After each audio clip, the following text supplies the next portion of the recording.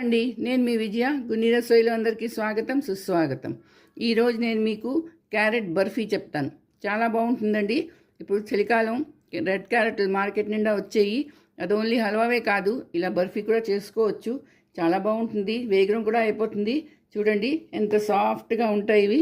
ఇదిగో, ఇది మనం ఎప్పుడైనా చేసుకోవచ్చండి. పిల్లల బర్త్డేకి చేయండి, పార్టీలోకి చేయండి, కిటీ పార్టీలో చేసుకోండి, మీ ఇష్టం. ఎప్పుడు చేసినా కూడా చాలా బాగుంటుందండి. ఇంట్లోనే చాలా తక్కువ రేట్లో ఎక్కువగా అయ్యింది బర్ఫీ అండి. రండి, ఇది ఎలా చేస్తారో చెప్తాను. నేను 5 సన్న క్యారెట్లు తీసుకున్నాను, రెడ్ కలర్వి ఇవి. ఒకవేళ ఇవి కొంచెం బలంగా ఉంటే 3 క్యారెట్లు సరిపోతాయి. ఇప్పుడు దీన్ని ఏం చేయాలంటే, నేను ఇలా ముక్కలు చేసుకున్నాను. ఇప్పుడు ఒక మిక్సీ జార్ తీసుకున్నాను, అందులోని ఈ ముక్కలన్నీ వేసేయాలి.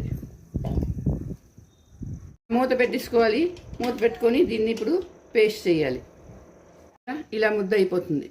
ఇప్పుడు ఏం చేస్తామంటే, ఒక బౌల్ తీసుకున్నాను, జాలి పెట్టుకొని అందులో ఇది వేసుకొని వడపోసుకోవాలి. చూడండి, ఇలా కలుపుతూ దీని జ్యూస్ అంతా తీసేయాలి. ఇంకొంచెం వాటర్ వేసుకున్నాను, ఇందులోని వేసుకొని ఇలా కలపాలి. ఇలా జ్యూస్ రెడీ అయిపోయింది. ఇలా ఉండాలండి ఈ జ్యూసు.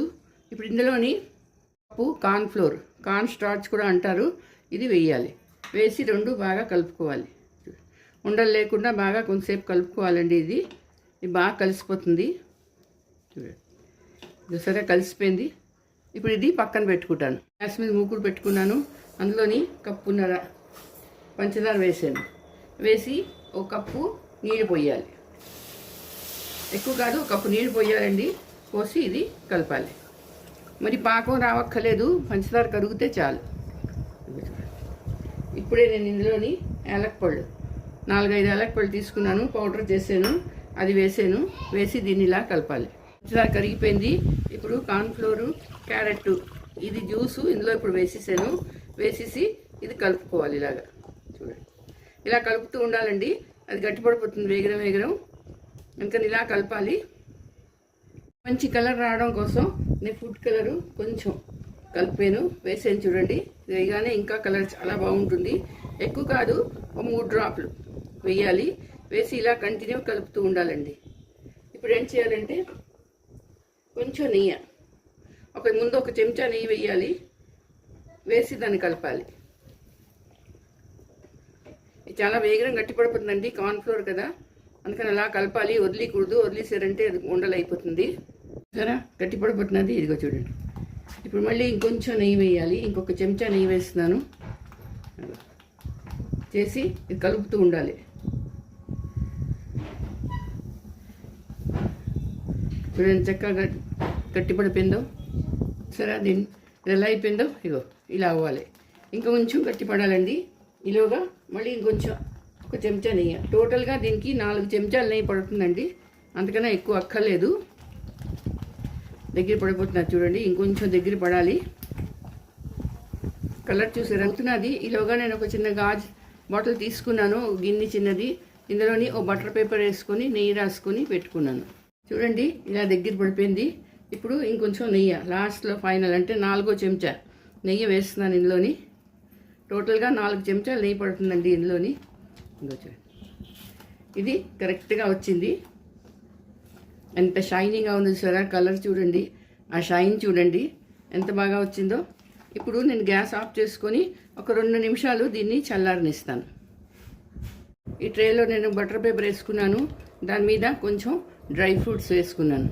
అయిపోయిందని మీకు ఎలా తెలుస్తుందంటే, ఒక చిన్న ముద్ద దీని మీద వేసుకోవాలి. ఒక చిన్న గిన్నె మీద వేసుకొని దాన్ని ఇటు అటు దొల్లించండి.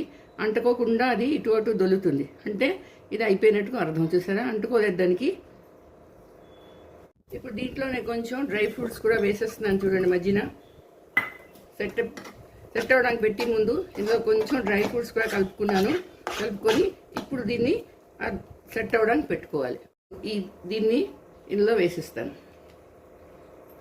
సెట్ అవ్వడానికి పెట్టేయాలి. చూడండి, ఇలా పెట్టుకోవాలి.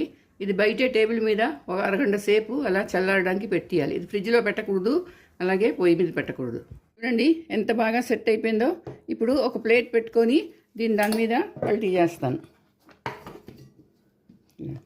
వావ్, ఎంత బాగా వచ్చిందో చూసారా, కలర్ చూడండి ఎంత బాగుందో. ఇప్పుడు దీన్ని ఏం చేస్తానంటే బర్ఫీలాగా కట్ చేసుకుంటాను. నేను స్క్వేర్గా కట్ చేసుకుంటున్నానండి. మీ ఇష్టం, మీరు ఎలాగైనా కట్ చేసుకోండి, ఏ షేప్లో అయినా కట్ చేసుకోవచ్చు. ఇదిగో చాలా చాలా టేస్టీగా చాలా చాలా బాగుంటుందండి ఈ బర్ఫీ. సరే, ఇలా కట్ చేసుకోవాలి. చూడండి, చూసారా ఎంత బాగుందో. వా, చూడ్డానికే బాగుంది, తినడానికి ఇంకా ఎంత బాగుంటుందో. ఇక చూడండి, చూసారా కలర్ చూడండి ఎంత సాఫ్ట్గా వచ్చాయి. చాలా బాగుంటాయండి. మరి మీరు కూడా ట్రై చేయండి, అందరికీ పెట్టండి. మరి నా వీడియో నచ్చిందా?